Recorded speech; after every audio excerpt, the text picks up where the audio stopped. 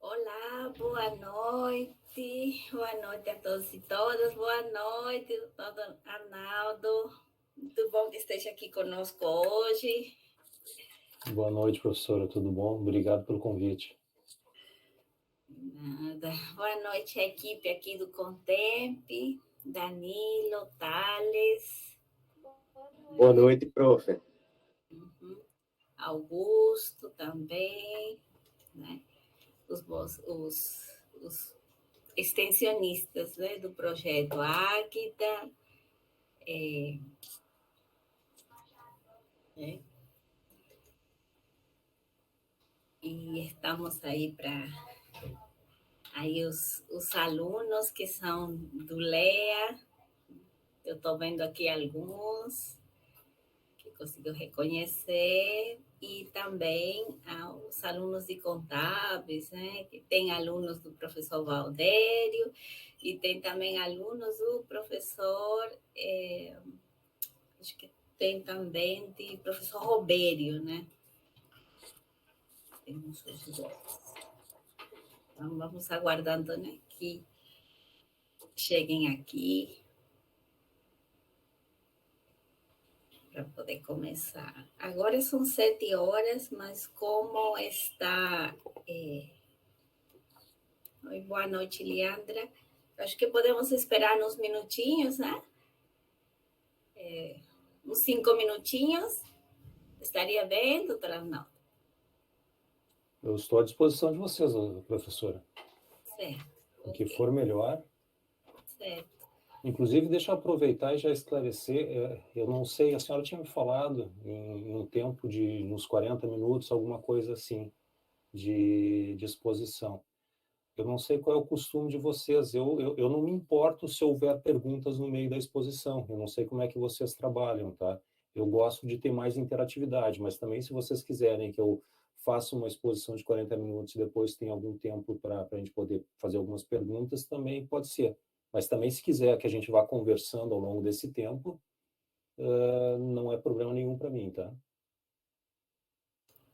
Ah, certo, certo. Ok, então tá, fica aberto, né? Aqui nós temos os monitores aqui da sala, né? Então eles ficam ali monitorando caso tenha alguém levante a mão para fazer a pergunta, né, oral, ou se ele digitar no chat, então também os monitores eles avisam então e leem a questão, tá certo? Perfeito. Obrigado, professora. Como palestrante preferir. Ok. E a ideia é a gente conversar o quê? Uma hora, mais ou menos, até umas 8, é isso? É, mais ou menos 1 hora. Pode passar um pouquinho, não tem problema Não tem quanto a problema, isso. então tá. Não, O porque tempo para mim sempre é um problema, tá? mas assim, não, assim, sendo 8, não, eu digo se passar mais um pouquinho, 8h05, tal, 8h10, não, tá dentro, né, do Então espera. tá bom. Eu, de qualquer maneira, eu fico à disposição de vocês até a hora que vocês quiserem, tá? Quando me pedirem para parar, eu paro. Tudo bem.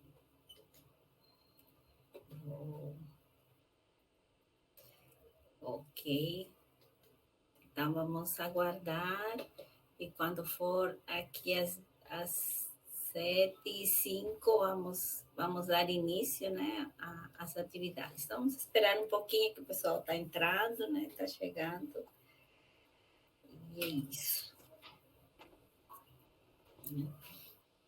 Quero registrar aqui a presença do professor Valdério, né, que ele é o vice-coordenador do projeto. Boa noite. Da noite. Boa noite, professor.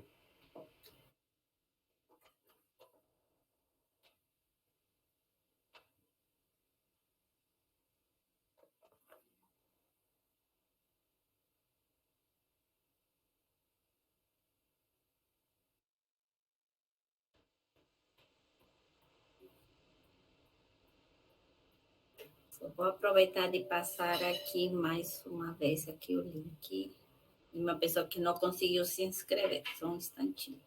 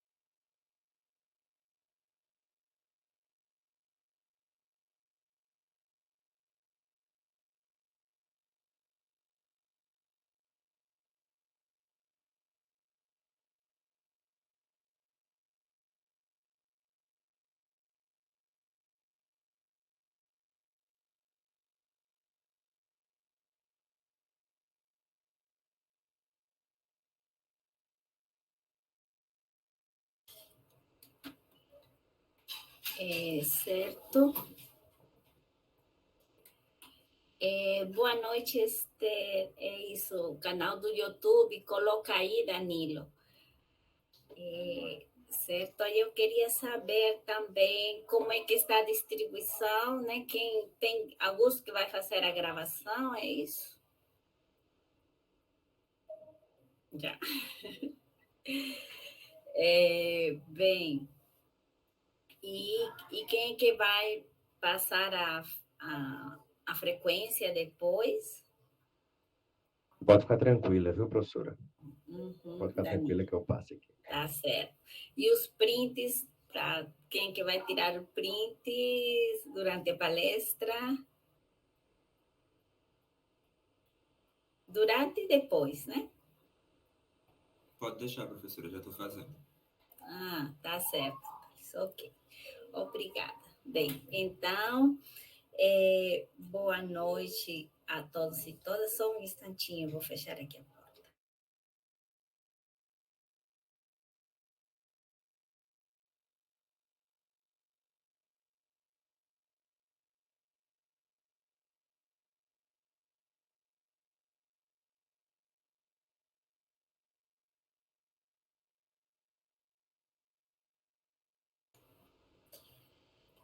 Então, boa noite a todos e todas.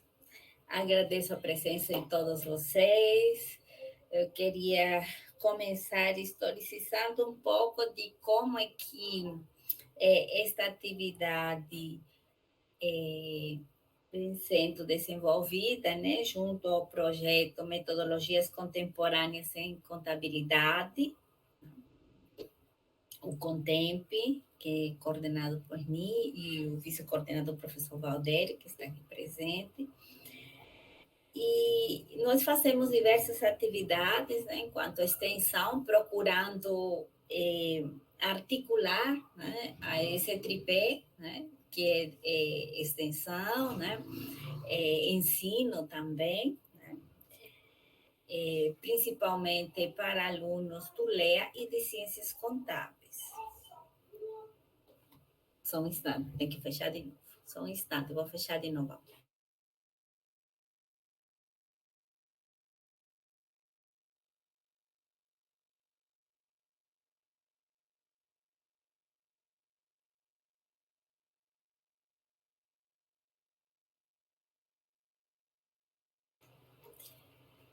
Bem, e esta atividade, né, foi uma proposta, né, que abarca esses cursos que eu falei, línguas estrangeiras aplicadas às negociações internacionais, contábeis, até mesmo administração e todos aqueles, né, que possam, interessados na temática, né, de economia, outros projetos, enfim.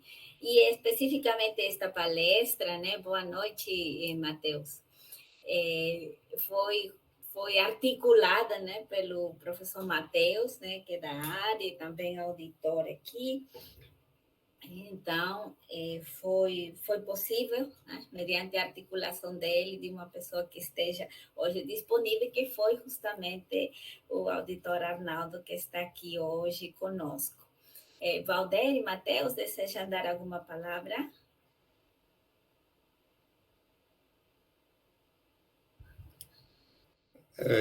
Só palestra exitosa e agradecer.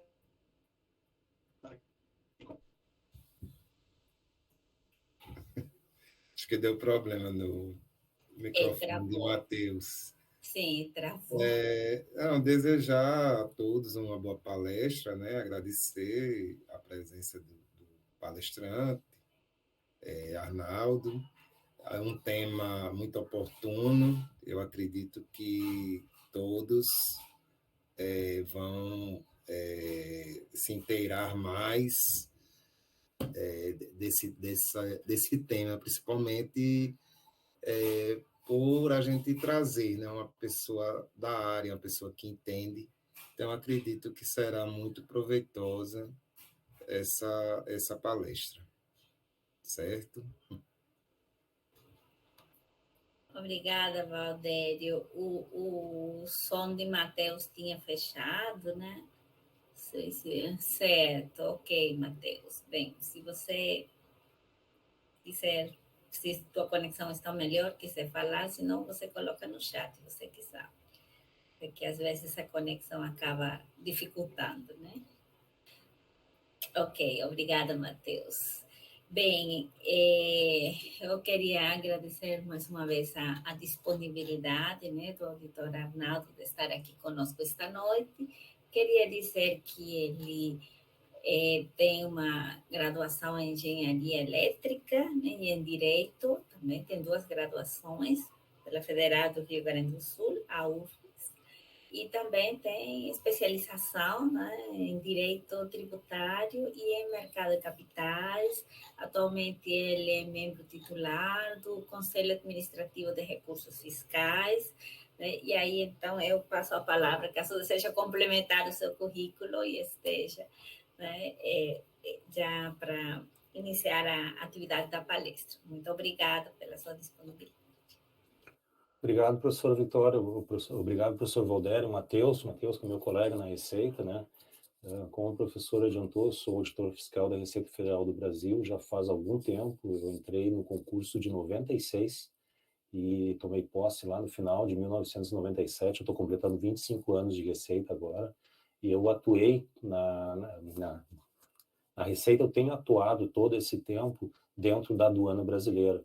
Então, a minha experiência nessa área, ela vem da atuação, principalmente na fiscalização aduaneira de zona secundária. O que seria uma fiscalização aduaneira de zona secundária? A gente costuma dividir dentro da Receita Federal aquela fiscalização que a gente faz quando a mercadoria está chegando ao país, e a gente chama aquilo de fiscalização no curso do despacho antes do desembaraço da mercadoria. O desembaraço significa uma liberação que a mercadoria possa circular livremente na economia. Após um controle aduaneiro que é feito pela Receita, o auditor vai lá e diz, essa mercadoria está apta para circular dentro da economia nacional.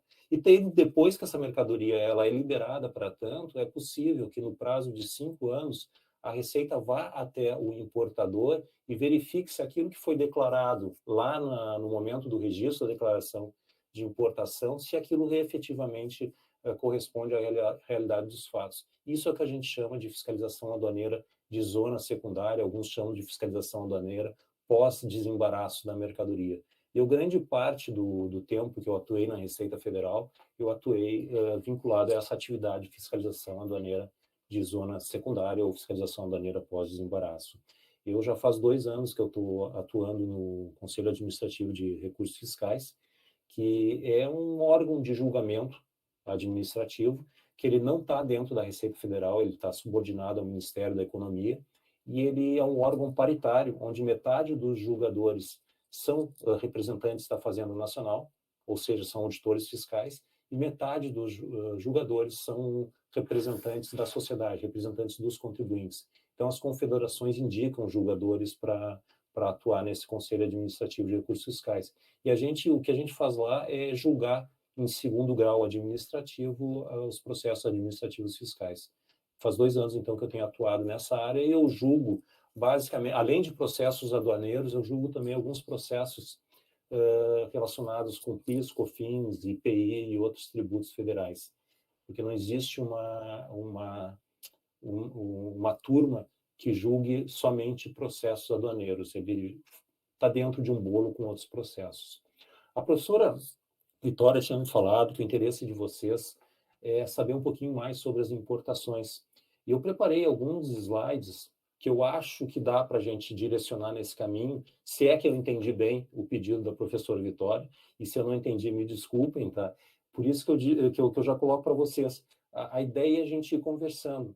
E se por acaso eu estiver me desviando um pouco do foco de interesse de vocês, não tem problema nenhum me dizer assim, isso aqui não é tão interessante, a gente gostaria de saber mais sobre tal assunto, e a gente pode ir redirecionando essa palestra ao longo desse tempo. Fico bem à disposição de vocês para que a gente direcione para aquilo que seja mais interessante, para aquilo que vocês pretendam ter em termos de conhecimento, tá? Já falei antes, eu vou repetir, não sei se todos já estavam na sala, eu gosto de ter um pouco mais de interatividade, Então, se tiver alguma pergunta, façam a qualquer hora. Eu só preciso enxergar as mãos levantadas, ou se eu não estiver enxergando a mão levantada, não tem nenhum problema em abrir o microfone e sair falando que eu ouço, daí já me chama a atenção, sem problema nenhum, tá? Então, eu já vou passar direto para os slides que eu preparei aqui. Não são tantos slides assim, só que o conteúdo é denso. Se a gente falar de importação em um curto espaço de tempo, a gente tem que selecionar bem aquela matéria que a gente quer trazer em termos de informação. Então, deixa eu compartilhar com vocês uma tela, vamos ver se eu tenho sucesso aqui. Só um pouquinho.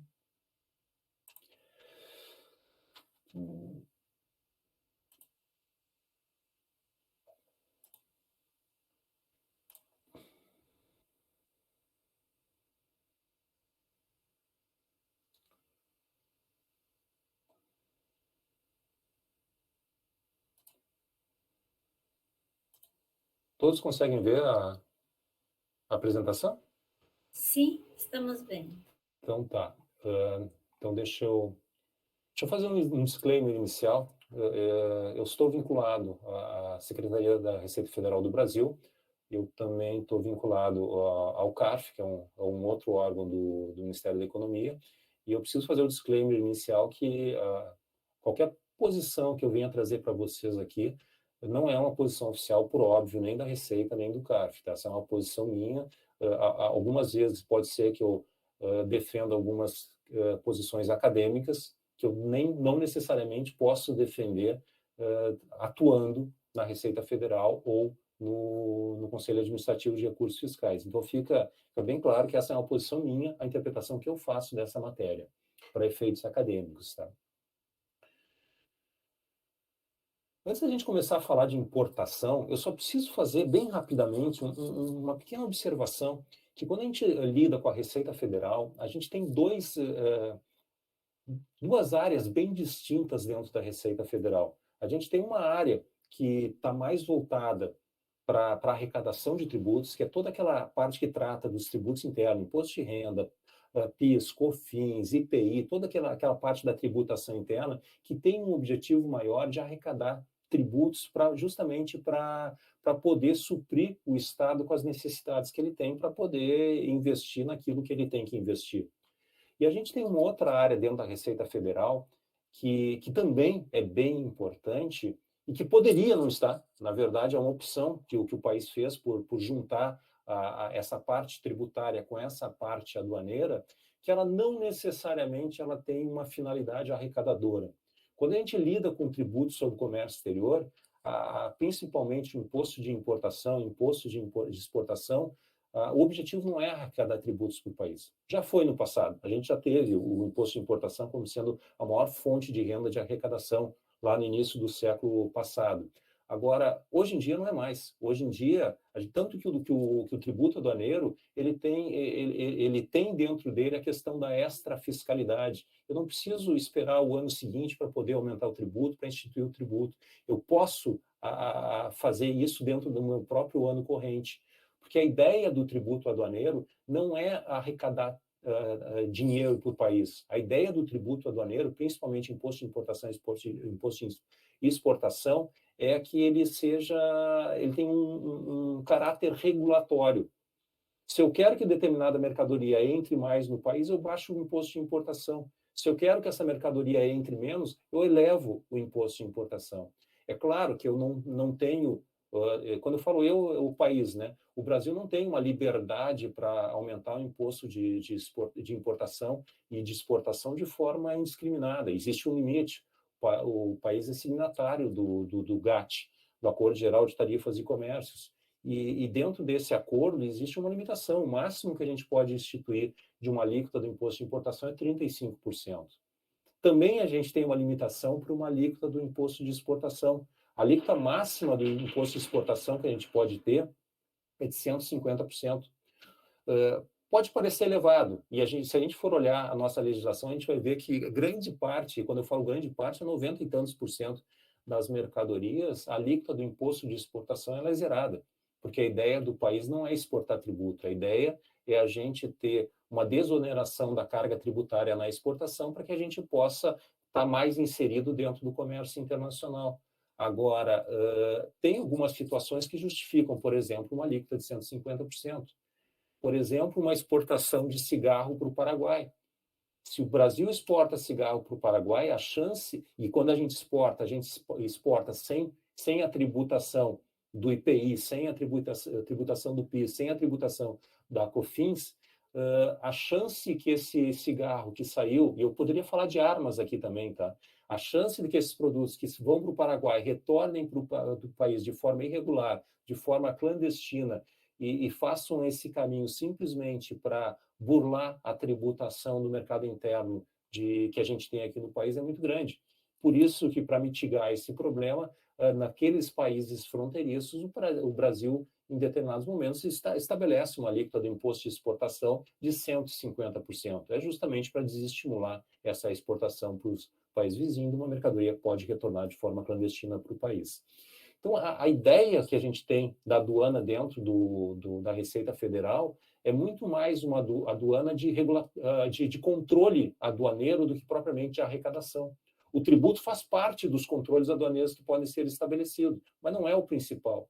A gente tem algumas restrições a determinadas mercadorias, a gente tem algumas proibições de importação de determinadas mercadorias, a gente tem algumas situações em que a mercadoria tem que atender determinados critérios para poder ser importada. Às vezes a gente pode estabelecer uma cota de importação, não pode importar mais do que tantas mercadorias em determinado período. Então, existem algumas restrições que precisam ser observadas, assim como essas mercadorias têm que ser submetidas a determinados controles que não necessariamente são feitos dentro da Receita Federal. É aquilo que a gente chama de órgãos anuentes. Eu vou falar mais adiante um pouquinho sobre isso, tá? Mas a ideia da aduana dentro da Receita é muito mais de proteção de fronteiras, evitar contrabando e descaminho, evitar tráfico de entorpecentes, que faz parte, importação clandestina de armas, alguns controles administrativos que visam colaborar com que aquela mercadoria que está sendo importada ela não venha a ser atentatória à saúde pública, alguma mercadoria que possa causar uma lesão para uma indústria nacional, direito do consumidor. Por exemplo, a gente não pode permitir que mercadorias que não sejam aprovadas pelo Inmetro possam circular livremente no país. Então, essa mercadoria não pode ser importada. Se uma mercadoria produzida internamente ela submete a determinadas regras do Inmetro, essa mercadoria importada também tem que se submeter a essas regras. Então, a aduana está ali para fazer esse controle e fazer essa proteção. A gente também atua na lavagem de dinheiro, impedir a lavagem de dinheiro, evasão de divisas, etc. Se eu pudesse resumir assim, eu diria nesse gráfico aqui, nesse tema, que, basicamente, o que a aduana faz é proteger aqueles bens que foram escolhidos pelo Estado para ser tutelados. E eu coloco alguns exemplos aqui, por exemplo, meio ambiente, não posso impedir, não posso permitir a importação de um agrotóxico que seja lesivo demais ao meio ambiente, por exemplo. Uma proteção à indústria nacional, proteção à economia nacional, ordem pública, ao patrimônio histórico. É proibida a exportação de determinadas obras que fazem parte do nosso patrimônio histórico. Algumas plantas que fazem parte da biodiversidade da Amazônia também têm sua importação, algumas espécies animais. Então, existe uma série de restrições e alguns controles que a aduana acaba fazendo. Então, o que eu queria deixar de recado aqui para vocês, e só de mensagem para vocês, é simplesmente assim, ó, a aduana é mais do que um controle de tributos. A aduana é principalmente um controle aduaneiro sobre aquela mercadoria que está ingressando no país, aquela mercadoria que está deixando o país. Tanto faz se a mercadoria está vindo ou está saindo. Tudo isso faz parte do controle aduaneiro. E eu posso dizer para vocês que toda mercadoria que ingressa no país está sujeita a controle aduaneiro. Toda mercadoria que deixa o país está sujeita a controle aduaneiro. Isso não significa dizer que ela será submetida efetivamente a controle aduaneiro. Ela estar sujeita significa que ela pode ser fiscalizada. Alguns instrumentos de proteção, então eu falei para vocês, e tem um livro do Basaldúa, que é um aduaneiro argentino, o livro chama El Derecho Aduanero, que ele faz uma investigação de qual que seria efetivamente o papel da aduana. E ele chega à seguinte conclusão: ora, nem toda mercadoria que entre ou saia do país está sujeita à tributação. Eu falei para vocês, a maioria das mercadorias que são exportadas não estão sujeitas à exportação. Então, se nem todas as mercadorias estão... Aliás, muitas mercadorias que são importadas também não estão sujeitas à importação, por variadas razões, até por uma opção do legislador, muitas vezes, que resolve zerar a alíquota do imposto para permitir a entrada, ou justamente para incentivar a entrada de determinada mercadoria no país. Então, se nem todas as mercadorias estão sujeitas à tributação, esse não é o papel da aduana. Da mesma forma, a gente poderia dizer o seguinte: olha, nem todas as mercadorias estão sujeitas a restrições para entrarem no país ou para deixar no país. Então, se nem todas as mercadorias estão sujeitas à restrição, esse não é o papel da aduana. Agora, independentemente de ser tributada ou se ter alguma restrição sobre determinada mercadoria que está entrando ou saindo do país, todas as mercadorias estão sujeitas a controle aduaneiro. Então, o papel da aduana é controle aduaneiro. Esse é o papel que a Receita Federal efetivamente executa dentro desse processo de importação, mercadoria do país, do ou para o país, né? Então, a gente está falando aqui de controle aduaneiro, é isso que importa. E alguns dos instrumentos que a gente tem estão na tela aí. Eu posso ter como instrumento uma tributação, para poder impedir ou permitir que uma mercadoria saia ou deixe o país. Eu posso ter como instrumento uma proibição, determinada mercadoria não pode entrar no país. Tem um tipo de agrotóxico, por exemplo, que é proibido a entrada no país. Posso ter algumas restrições e eu tenho também como instrumento aqui aqueles direitos comerciais. O que são os direitos comerciais? Os direitos comerciais, basicamente, que a gente trabalha são direitos antidumping, direitos compensatórios, basicamente isso, tá? E o que é um direito antidumping? O direito antidumping é quando eu tenho um determinado país produzindo alguma mercadoria e ele resolve vender para outro país uma mercadoria abaixo do custo que ele venderia no próprio país. Quando ele faz isso, a ideia que ele tem por trás disso é quebrar a indústria desse outro país para qual ele está vendendo a mercadoria e, com isso, ele ganhar mercado. No momento em que ele ganha o mercado, ele eleva o valor da mercadoria e aí ele toma conta desse mercado. E quando eu tenho uma situação dessas identificada de dumping, que a gente chama, né, o país pode instituir um direito antidumping, que é justamente para mitigar esse dano dessa mercadoria que está entrando com esse preço aviltado. Então, a gente tem esses instrumentos que a gente pode utilizar. Eu não vou aprofundar muito, porque eu acho que tem coisas mais importantes para a gente falar. Em relação ao direito aduaneiro, tá? Antes da gente chegar na questão das importações, das exportações, eu preciso dizer para vocês que muita gente confunde o direito aduaneiro, a questão aduaneira com a questão tributária. Até porque o Código Tributário Nacional, a própria Constituição, o próprio Código Tributário Nacional, lidam também e tratam também dos tributos sobre o comércio exterior. Imposto de importação, imposto de exportação, IPI vinculado à importação, tudo é tratado dentro do Código Tributário Nacional. Agora, o direito aduaneiro é muito mais que essa tributação, eu falei para vocês. A tributação é um dos instrumentos que a gente tem para controlar essa mercadoria, a ser controlado nessa importação, nessa exportação. Então, a gente costuma dizer que o direito aduaneiro ele não está contido dentro do direito tributário. O que existe é uma intersecção entre o direito aduaneiro e o direito tributário. Há muita matéria aduaneira que não tem qualquer relação com a matéria tributária. Qualquer relação. O que a gente tem de intersecção, basicamente, são os tributos incidentes sobre o comércio exterior. E quando a gente fala de tributos incidentes sobre o comércio exterior, a gente poderia dividir em 3 grupos de tributos. Aqueles tributos que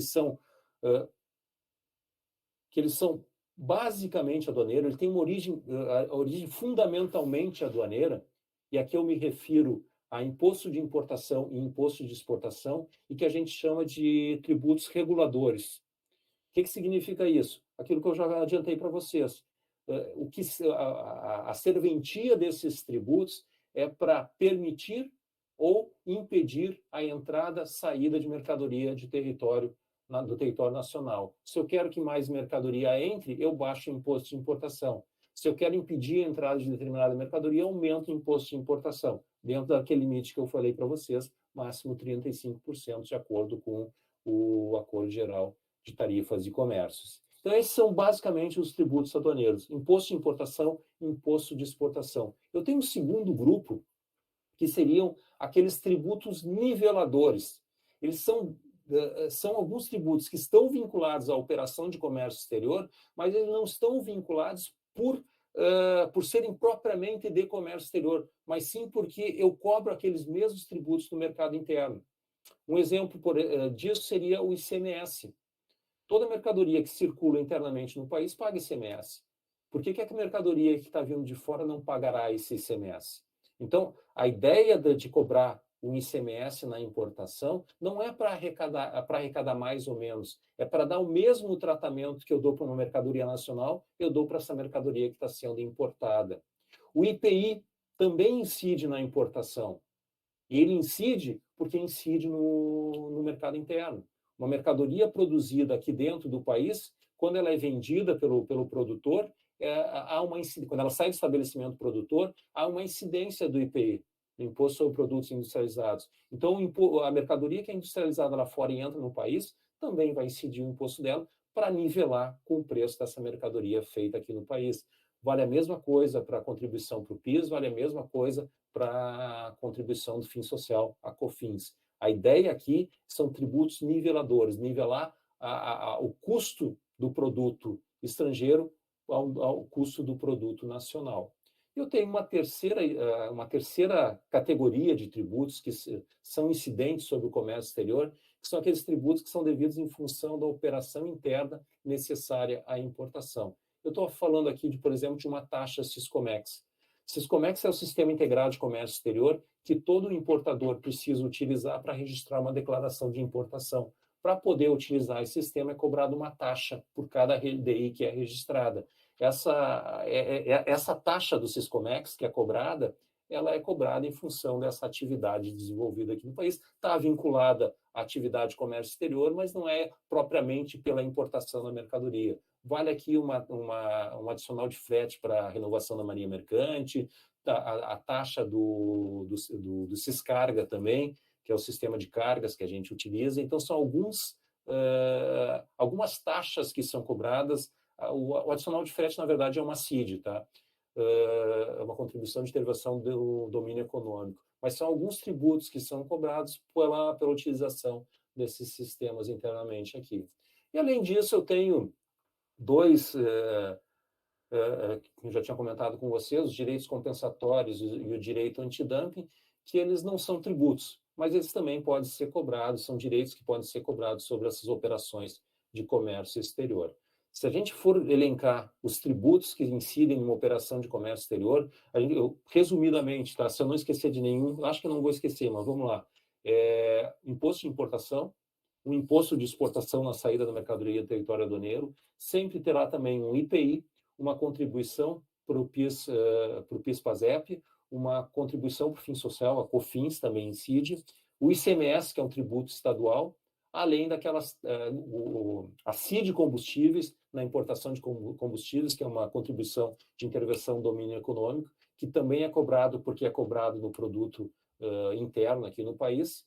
E, além disso, eu teria aquelas taxas Siscomex da Marinha Mercante, do adicional de frete de renovação da Marinha Mercante, e basicamente isso. Siscarga também, basicamente isso.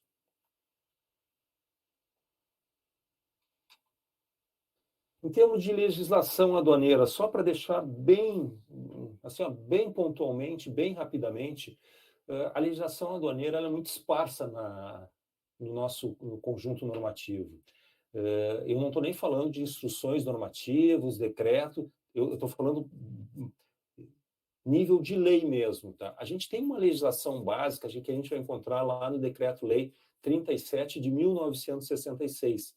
E para quem pode ficar espantado em relação a isso, de fato, a nossa legislação aduaneira é antiga. Ela surge do jeito que a gente conhece hoje, lá no ano de 1966, nesse decreto-lei. E ela é vigente até hoje, em pelo menos metade dos dispositivos legais. Temos alguns decretos-lei, inclusive, mais antigos que isso, algumas leis mais antigas que ainda são vigentes.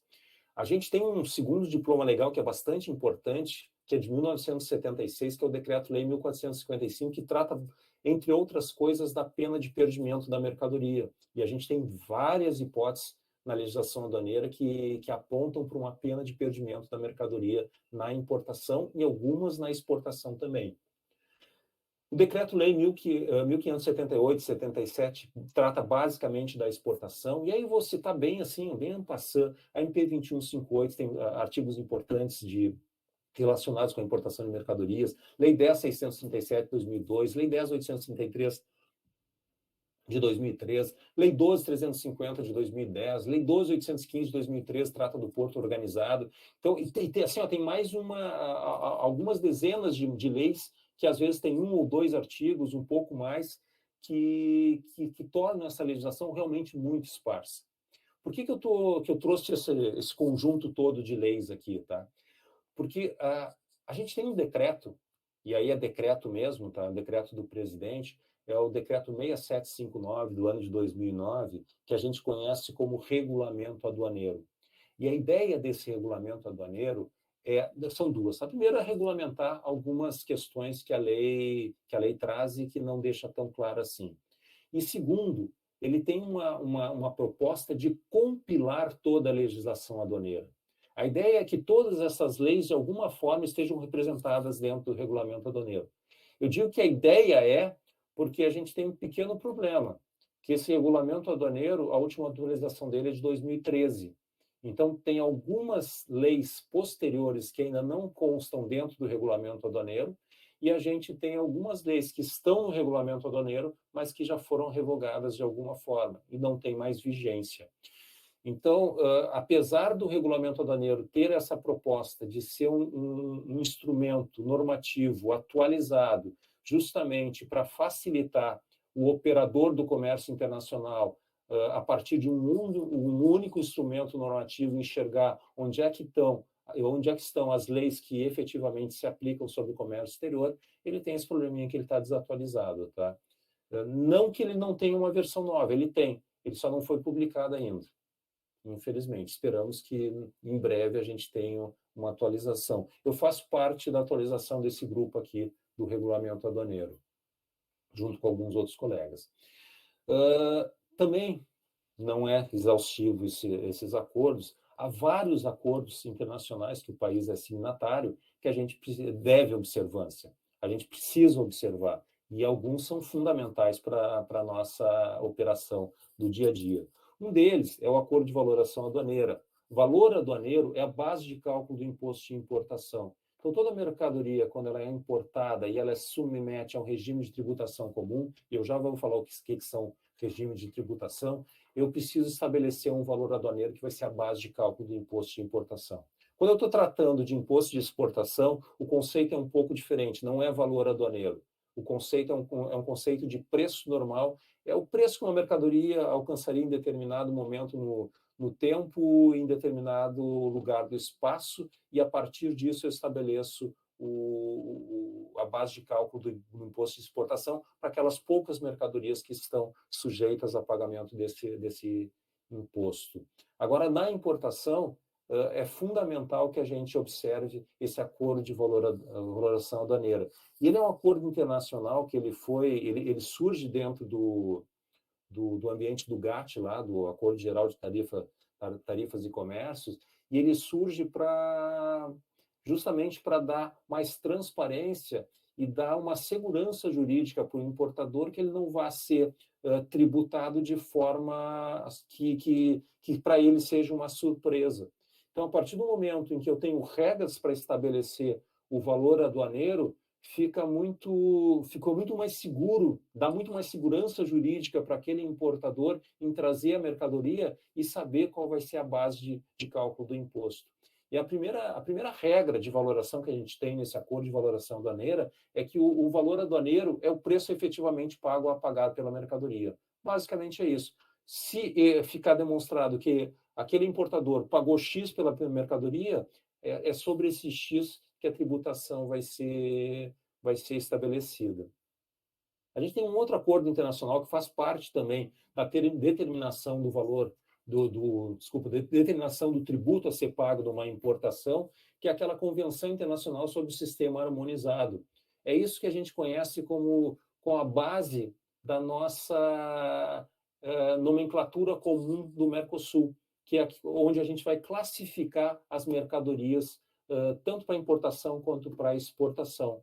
E a ideia desse acordo é estabelecer regras que uma mercadoria que esteja entrando no Brasil, ela tem a mesma classificação fiscal daquela mercadoria que está entrando nos Estados Unidos, daquela mercadoria que está entrando na França, que está entrando na Argentina, que está entrando em qualquer país signatário do sistema harmonizado. Também para dar uma segurança jurídica, porque é a partir dessa classificação fiscal que eu vou conseguir estabelecer qual é a alíquota do imposto de importação aplicável. Então, eu tenho um acordo de valoração que me dá uma base de cálculo e eu tenho um acordo de classificação fiscal, vou chamar assim, porque o sistema harmonizado é um acordo de classificação fiscal no frigir dos ovos, em que eu vou ter a alíquota a ser aplicada sobre essa importação. O país vai estabelecer qual é a alíquota que quiser. A alíquota no Brasil não é a mesma alíquota nos Estados Unidos, não é a mesma alíquota na Europa. É a mesma, por exemplo, no Mercosul, porque a gente tem um acordo interno aqui no Mercosul, mas não é a mesma em todos os países signatários. Agora, a classificação fiscal é a mesma. A classificação da mercadoria que entra no Brasil é a mesma classificação da mercadoria que entra nos Estados Unidos. Isso dá transparência, porque o importador sabe que ele está trazendo uma mercadoria, ele sabe qual vai ser a base de cálculo do imposto e ele sabe, a partir desse acordo de classificação, qual vai ser a alíquota aplicável. A ideia é essa. Depois a gente tem alguns outros acordos de facilitação em comércio, a Convenção de Quioto revisada, o ATEC, que é o acordo entre o Brasil e os Estados Unidos para a cooperação econômica, que a ideia aqui é introduzir o país dentro do cenário internacional, de comércio internacional, trazendo facilitação. A ideia é que a gente possa estabelecer um controle aduaneiro adequado, sem que com isso a gente crie dificuldades para a importação de mercadorias. Então, essa é a ideia que tem dentro desses acordos, é de facilitar o fluxo de mercadoria entre os países signatários. E aí, já entrando na questão da tributação que eu comentei anteriormente, a gente basicamente tem 4 tipos de regimes de tributação no país, tá?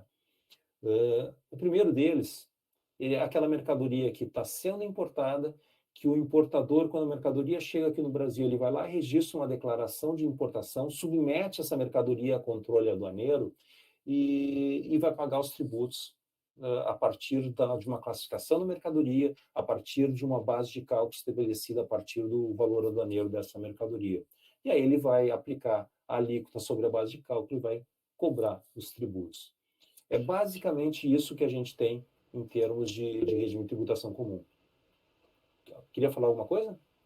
Sim, sim, é porque aqui alguns participantes estão perguntando se poderia disponibilizar os slides ou algo assim, ou então ficaria só disponível pela gravação, não sei, porque eles não tem nenhum problema em disponibilizar. Assim, será que eu consigo colocar no chat agora já?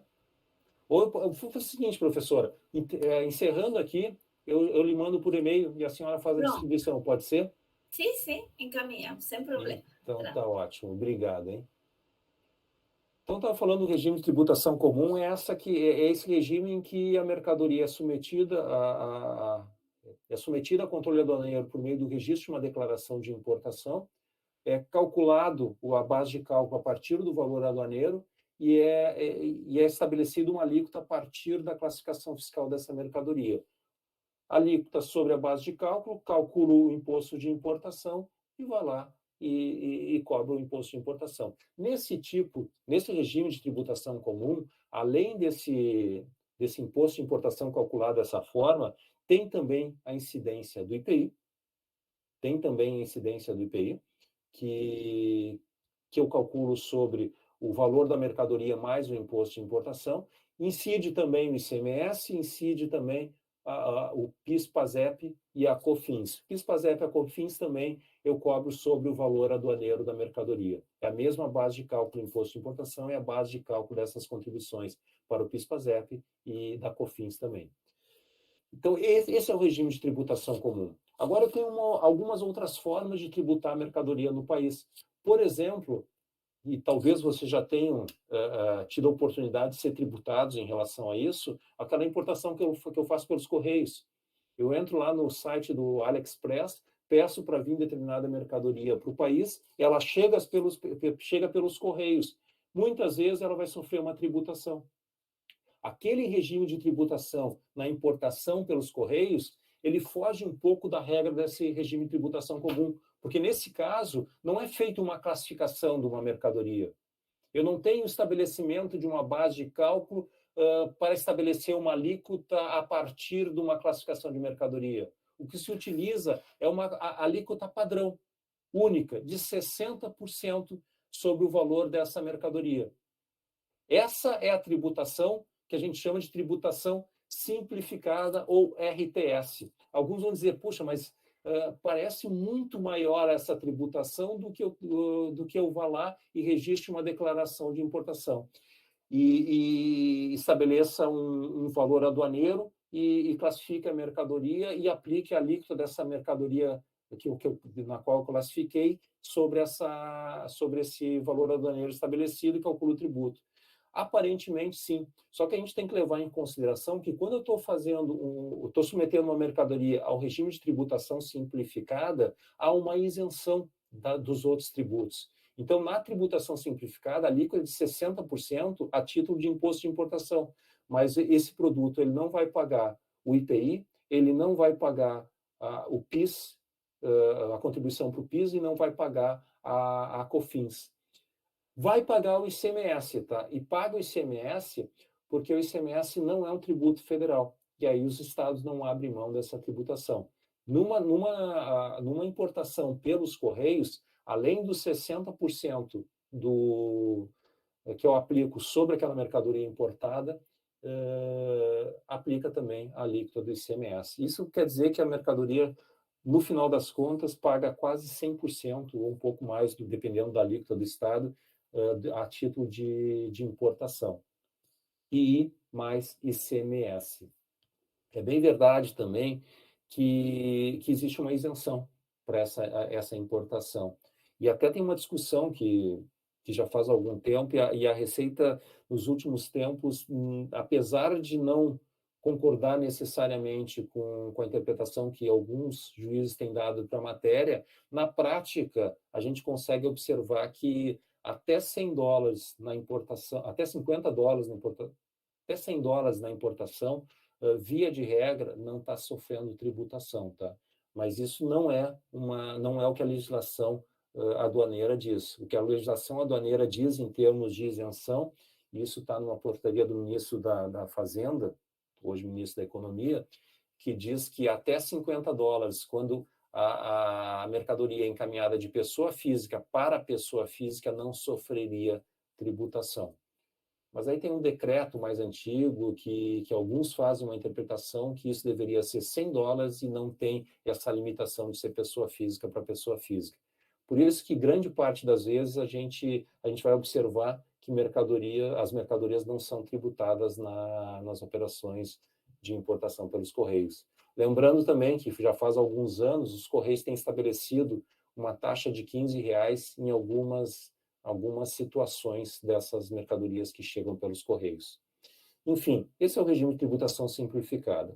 A gente tem ainda um outro regime. Se tiver alguma pergunta, por favor, me alertem aí, tá? Existe um outro regime de tributação que é o regime de tributação que a gente chama de tributação especial, que é aquele regime que estão sujeitas às bagagens do viajante. Eu vou lá fora, compro mercadorias e trago comigo como se fosse minha bagagem. Aquela mercadoria está sujeita a controle aduaneiro. Aquela mercadoria, ela é uma mercadoria importada. Só que há todo um tratamento especial, e isso a gente vai encontrar lá na IN 1059 de 2010, para essas mercadorias que entram no país a título de bagagem. E qual é o tratamento que a gente vai dar? Primeiro, tem uma isenção. Hoje, numa via aérea, eu tenho uma isenção de até $1.000 dessas mercadorias. Mas eu tenho um outro tipo de isenção que vocês vão encontrar lá na 1059, que não há tributação, há uma isenção para todas as mercadorias importadas como bagagem, que a gente chama de aquelas que a gente diz que são compatíveis com as circunstâncias da viagem. Então, por exemplo, eu fui para o exterior, comprei um celular lá fora, eu precisei comprar um celular lá fora, trago esse celular, pago o tributo? Não pago o tributo, porque se entende que esse celular ele é compatível com a circunstância da viagem e ele está isento desse imposto de importação. Da mesma forma, comprei uma máquina fotográfica, trouxe para o país, se entende que é compatível com a circunstância da viagem, eu ir para o exterior comprar uma máquina fotográfica e para poder tirar foto. Então, essa máquina, quando retorna, ela entra com isenção do imposto de importação. E vejam, essas mercadorias, ou essa mercadoria que entra como bagagem, que eu consigo enquadrar nesse conceito de compatível com a circunstância da viagem, essa mercadoria nem entra naquela cota de $1.000 que eu falei para vocês. Eu trago tudo aquilo que é bem de uso pessoal, compatível com a circunstância da viagem, sem pagamento de tributo. E, além disso, eu tenho mais $1.000 para poder trazer mercadoria que não seriam bens de uso pessoal compatível com as circunstâncias da viagem. E aí, sim, entra naquela cota de $1.000. E quando essas mercadorias vêm, existe um outro regime de tributação especial, que é aquilo que a gente chama de regime de tributação especial, que ele vai tributar 50% do que excede a cota de isenção. Significa dizer que tudo aquilo que passa de $1.000 e não é bem de uso pessoal compatível com a circunstância da viagem, vai sofrer uma tributação. E essa tributação é de 50% do que excede esse limite de isenção. E vejam, é uma tributação a título de imposto de importação. Também aqui há uma isenção dos demais tributos. Não se cobra IPI, não se cobra ICMS, não se cobra PIS, não se cobra COFINS, é só o imposto de importação, 50% do que excede esse limite de isenção.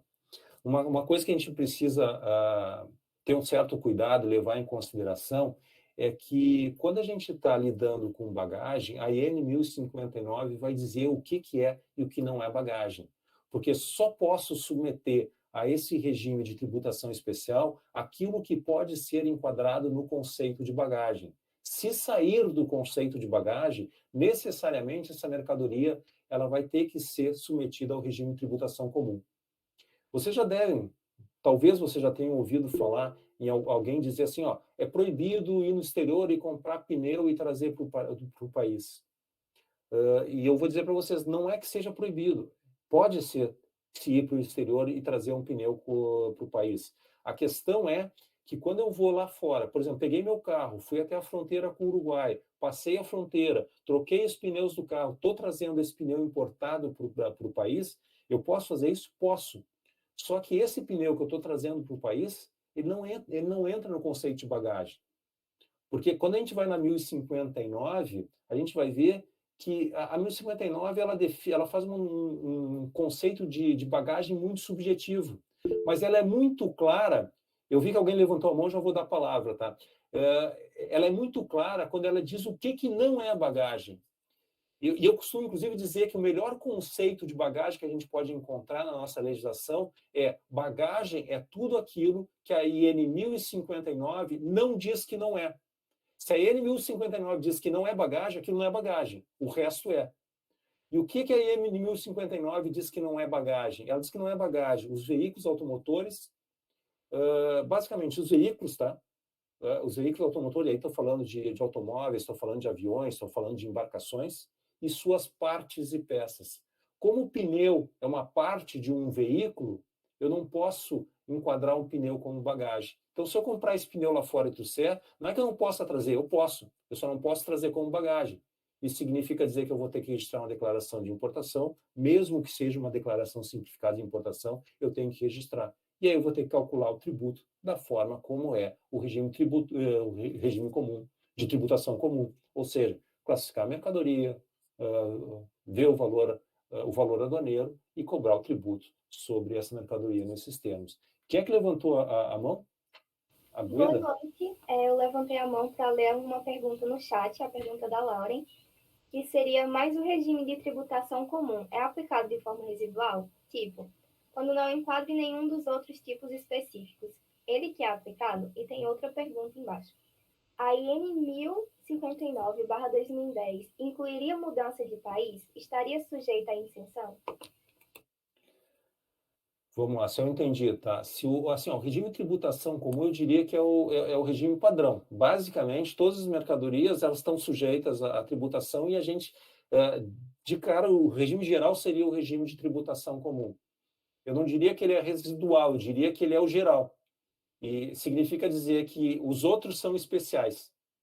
Eu vou para o outro quando eu posso ir para o outro. Se ela quer chamar de residual, eu acho que dá no mesmo, tá? Mas eu diria que ele é o geral, que é onde eu entro em primeiro momento, e eu só saio dele se eu estou no caso especial. E o segundo a segunda pergunta, se eu entendi bem, é uma mudança de país. Eu estou entendendo que seria aquela pessoa que saiu do país e está retornando. Seria isso? Porque, em geral, quando eu saio do país, eu não vou ser tributado, tá? Porque a mercadoria que sai do país não é tributada.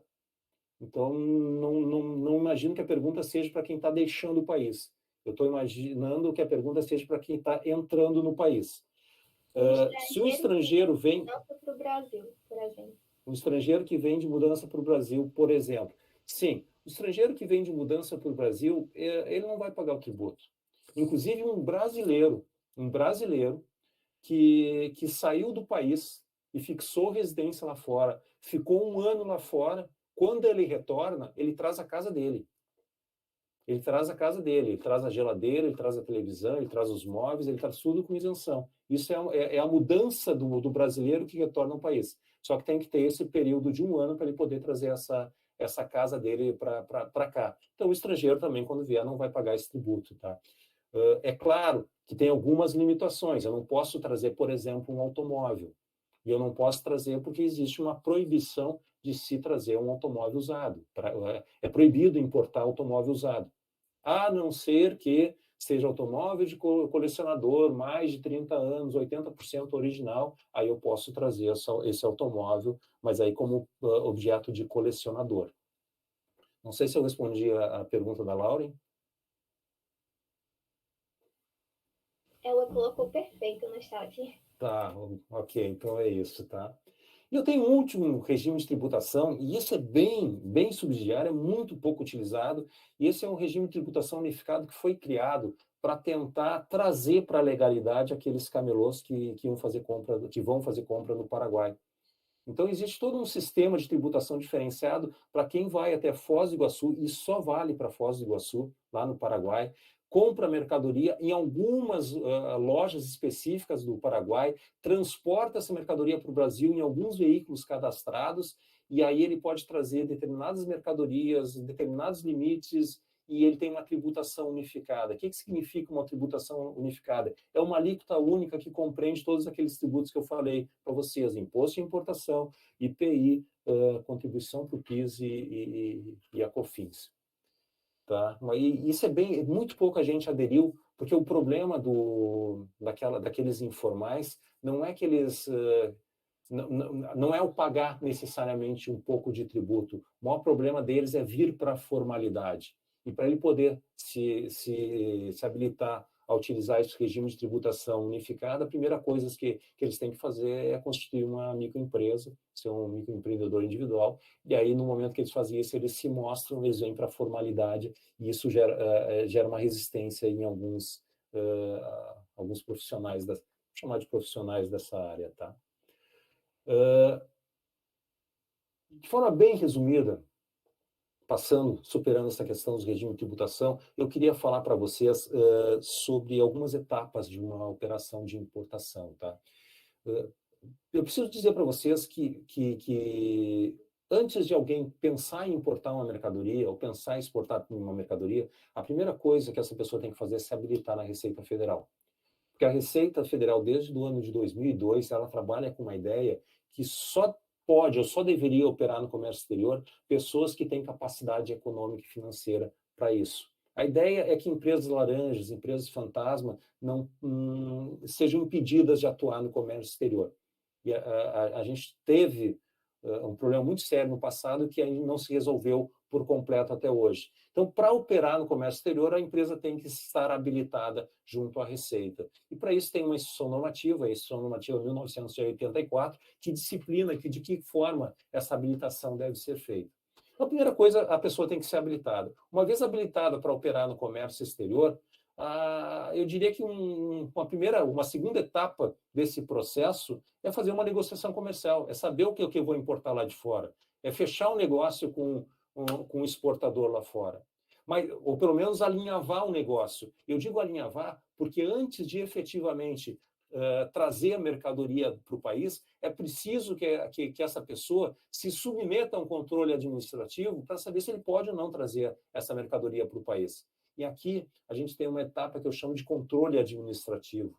Esse controle administrativo, quem faz não é a Receita. Quem faz é a Secretaria de Comércio Exterior, que antigamente estava dentro do Ministério da Indústria e Comércio, hoje está dentro do Ministério da Economia, mas essa Secretaria de Comércio Exterior e os órgãos anuentes, aí que eu estou falando do Exército, estou falando da Anvisa, estou falando do INMET, estou falando de vários órgãos aqui que possam ter interesse em analisar determinadas importações para dizer, olha, essa pode, essa não pode. Então, ele precisa se submeter a esse controle administrativo para saber se essa mercadoria pode vir ou não. Porque se eu trouxer uma mercadoria que não pode vir para o país, o que vai acontecer é que essa mercadoria vai chegar aqui e essa importação não vai ser autorizada.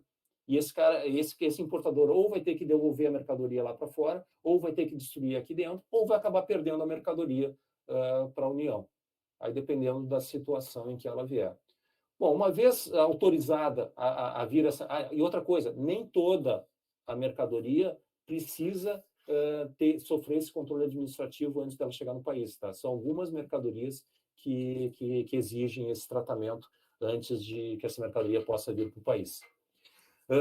Uma vez que se viu que essa mercadoria pode vir para o país, contrata-se o transporte. E aí esse transporte é entre as partes e normalmente isso é feito no momento da negociação da compra da mercadoria, o próprio exportador lá fora já acerta de que forma essa mercadoria vai ser transportada aqui para o país. Tá? E uma vez a mercadoria chegando no país, aí sim tem a atuação na Receita. Porque a mercadoria chega, ela vai para um depósito aduaneiro, alfandegado, que a gente chama, e a partir do momento em que o importador está pronto para submeter essa mercadoria para controle aduaneiro, ele vai lá e registra a declaração de importação. Essa declaração de importação que é registrada, a gente costuma, eu digo que esse é o momento em que o importador oferece essa mercadoria para controle aduaneiro. E a partir dali, a Receita vai fazer todo o procedimento que ela tem que fazer para verificar se todos os controles administrativos foram cumpridos, se todas as informações prestadas estão corretas, se pagou todos os tributos, se não tem nenhuma pendência em relação àqueles documentos de aquela operação em si, e se tiver tudo ok, vai desembaraçar, vai liberar essa mercadoria.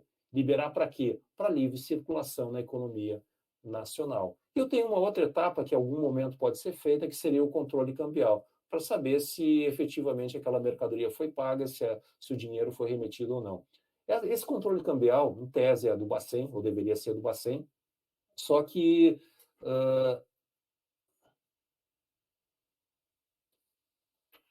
a pergunta é onde que o depositário aduaneiro atua nesse processo, é isso? Em que momento? Ok, assim, respondendo de forma bem objetiva, tá? Pode ser em vários momentos, mas vamos lá. A mercadoria, quando ela chega no país, ela pode chegar direto num local alfandegado e já ser submetida diretamente a despacho aduaneiro, se registrar a declaração de importação, ser feito ali rapidamente um controle aduaneiro e a mercadoria já pode ser liberada. Agora, grande parte das vezes, e isso muito quando se atua com transporte marítimo e transporte aéreo, tá?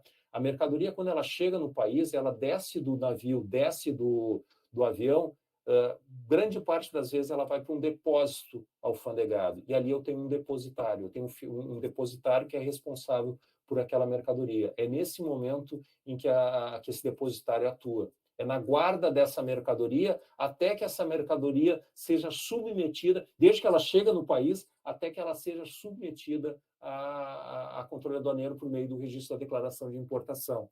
Vale a mesma coisa na exportação. Porque quando eu estou exportando uma mercadoria, eu tenho que levar até um local alfandegado ou até um recinto alfandegado, que vai ter um depositário lá.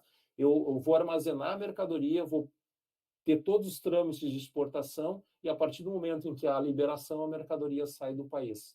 Então, desde o momento que ela chega até o momento em que ela é registrada a declaração de importação. Eu tenho situações, principalmente aqueles depósitos de zona secundária, que zona primária são portos, aeroportos e pontos de fronteira. Seriam as portas do país, grosso modo falando. Zona secundária é todo o resto do território aduaneiro. Eu tenho alguns depósitos em zona secundária, que não são nas portas de entrada, não é porto, não é aeroporto, não é ponto de fronteira alfandegado, em que a mercadoria pode ficar depositada. Isso funciona da seguinte forma: a mercadoria chega num determinado porto alfandegado, ela sobe num caminhão, ela vai em trânsito aduaneiro até um depósito de zona secundária, e nesse depósito de zona secundária, quando ela chega, ela fica armazenada. Muitas vezes, o importador tira dessa zona primária para uma zona secundária, justamente porque a armazenagem numa zona secundária tende a ser mais barata do que num porto, no aeroporto.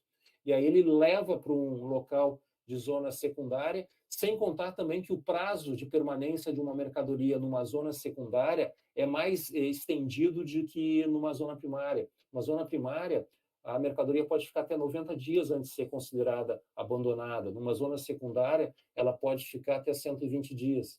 Então, nesses depósitos, tanto de zona primária como de zona secundária, quando a mercadoria fica armazenada, ali eu tenho um depositário. O depositário é responsável pela mercadoria. O depositário, inclusive, ele pode ser chamado a responder pelo imposto de importação, por exemplo, quando houver um extravio de mercadoria. Vamos supor que eu seja um depositário, eu recebi uma mercadoria para guarda, ela não tem um registro de declaração de importação ainda. E quando o importador vai lá e registra a DI, o depositário se acusa e diz assim, mercadoria sumiu. Nesse caso, aquele depositário vai pagar o imposto de importação no lugar daquele importador. Porque a ideia que se tem por trás disso é o seguinte: se a mercadoria estava no depósito e sumiu, de alguma forma ela entrou em circulação na economia nacional. Então, se ela entrou em circulação na economia nacional, o tributo é devido.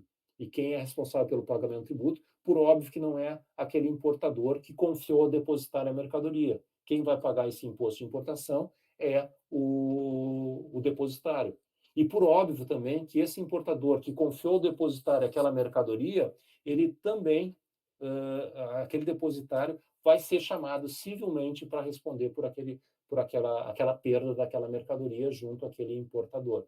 Mas essa é uma relação entre particulares em que a aduana não se intromete, não interfere.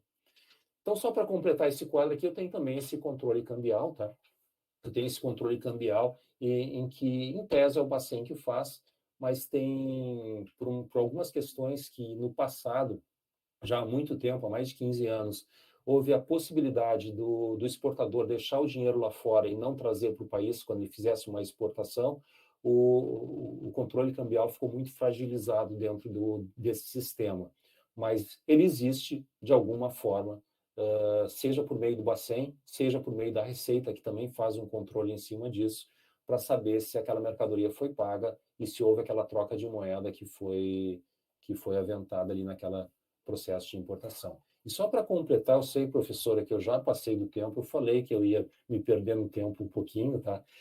Mas só para completar, eu queria só passar um fluxo de importação bem rapidinho com vocês, o mais rápido que eu puder aqui, que é mais ou menos o que ocorre quando entra naquele regime de tributação comum que eu falei lá atrás. Então, a mercadoria. Primeira coisa é saber se a mercadoria pode vir para o país, que é aquela etapa de licenciamento. Uma vez autorizada, traz a mercadoria e, primeiro, eu tenho um controle de carga aqui, que é quando a mercadoria chega no país, existe um controle de carga antes do próprio registro da declaração de importação, e quem está sujeito a esse controle de carga é o transportador, que quando a carga chega, ele tem que prestar informações da chegada do veículo e da chegada de carga no país. Eu tenho, depois, uma disponibilidade de carga, porque esse fluxo aqui, eu vou confessar para vocês, ele está no site da Receita, eu busquei de lá esse fluxo, dá para a gente entender o processo, mas algumas questões estão um pouco modificadas, porque hoje a gente trabalha com uma ideia de uma DUIMP, que é uma declaração única de importação, que algumas etapas aqui, elas não ocorrem da forma como está mostrado nesse diagrama. Mas, de qualquer forma, a ideia do processo de importação está válida ainda dentro desse fluxograma. Tá? Então, uma mercadoria, ela faz uma presença de carga pelo depositário, que ele diz assim, eu estou com a carga, e a partir daquele momento o importador ia lá e registrava aquela declaração de importação. Quando é feito o registro da declaração de importação, o sistema, que é aquele sistema que eu falei para vocês, o Syscomex, ele faz uma parametrização a partir de alguns critérios automáticos que ele tem e diz qual o canal de verificação da mercadoria, qual o canal de verificação de mercadoria que aquela mercadoria vai ser submetida, que pode ser um canal verde, amarelo, vermelho ou cinza. Basicamente é o seguinte, o canal verde não vai ter conferência nenhuma, a mercadoria vai entrar e já vai ser liberada para poder circular na economia. Canal amarelo, o auditor vai verificar documento. Canal vermelho, o auditor vai verificar documento e a própria mercadoria em si, para saber se aquela mercadoria bate. E um canal cinza é aquele canal que a gente diz que é um canal que há uma suspeita de fraude. Então, o olhar do auditor vai um pouco além do que simplesmente olhar a mercadoria. Alguma suspeita de fraude há, então tem que ter um aprofundamento dessa fiscalização. Também destacando que toda vez que eu tenho depois da parametrização para o canal e antes da mercadoria efetivamente ser distribuída para análise de um auditor, há um tempo em que uma equipe de análise de risco atua para verificar se é preciso modificar algum desses canais. Então, uma mercadoria, por exemplo, que o sistema direcionou para canal verde, pode ser que um auditor, numa análise mais acurada, ele identifique algum problema e ele redireciona essa mercadoria para canal vermelho de conferência aduaneira. Uma vez distribuída para o auditor, é feita essa conferência aduaneira, e quando eu digo é feita essa conferência, o auditor vai ver se todos os documentos estão ok, se o valor aduaneiro está ok, dependendo do canal de verificação, é claro. Se a mercadoria está bem classificada, se a isenção pedida pode ser aplicada, se a origem da mercadoria está certa ou está errado, tudo isso é feito dentro desse procedimento. E estando tudo ok, o auditor vai lá e libera a mercadoria, o auditor vai lá e desembaraça a mercadoria, e a partir daí a mercadoria pode ter a livre circulação na economia nacional. Com isso, o depositário, também é uma outra atuação do depositário, ele vai lá e está autorizado a entregar a carga para o importador, que vai levar essa carga e aí se completa esse ciclo de importação, e não significa que essa mercadoria não possa ainda ser fiscalizada. Como eu falei para vocês, o artigo 54 do Decreto-Lei 3766, ele estabelece um prazo em que a Receita pode, após o desembaraço da mercadoria, ir lá e verificar a regularidade daquela importação. Esse prazo é um prazo de 5 anos. No prazo de 5 anos ainda pode haver uma verificação dessa mercadoria. Eu vi que tem está rolando aqui na tela algumas perguntas, eu não consegui pegar nenhuma. Se alguém quiser me repassar, eu respondo. Eu acho que em termos de informação, e assim, bem superficial, são essas que eu tinha para passar para vocês.